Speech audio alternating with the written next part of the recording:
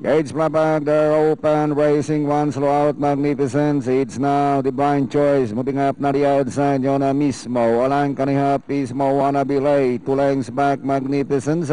Around the outside, Star Elisa, Worldwide Tara Express is running in the tail of the fielder. Out of straight they travel. Yona Mismo takes up the running balang, followed by Divine Choice. And rushing up on the outside is Moana Be Late, and followed by Magnificence.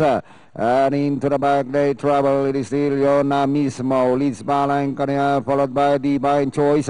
Moana Be Late on the outside. 2 lengths back, Magnificence, Waitara Express, and Star Elisa.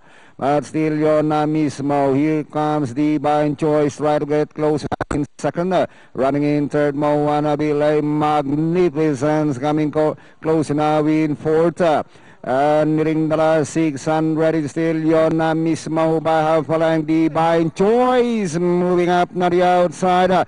And inside the last 600 is still Yona Mismo, followed by Divine Choice. Moana Be Late, Magnificent, Star Elisa, and Waitara Express.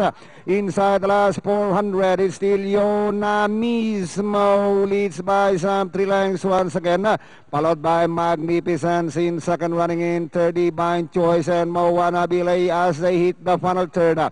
With Yona Mismo leads by some 5 now over Divine Choice and Magnificence, and moving up now is Waitara Express, but still Yona Mismo. Waitara Express, Magnificence, Moana Be Late. Yona Mismo. Yun na. Siya na mismo rin. Ang nanalo rito sa race number 6 at nalyamado yata ito si Yona Mismo sa ating double.